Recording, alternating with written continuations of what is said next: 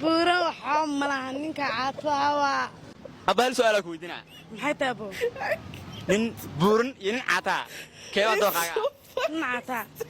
adi sidaan u buurinta ballaarta nin caataa soo geliya نعتا ودوا قادن كرانك سما asagna qaatay artaa يبقى يسوي برسيو كرنا أسيقوا يسوي برسيو كرنا ما حد عاي أصلا قادن كرانك بورن محي كين كرا waa mahadsan tahay laakiin dhibka uu qabo waxay tahay maadaama asagu ku qaadi karin منك بورا وحام ملهنك عطاوا maxaan ku yiri ka fadhidaa mas'ad shaabsi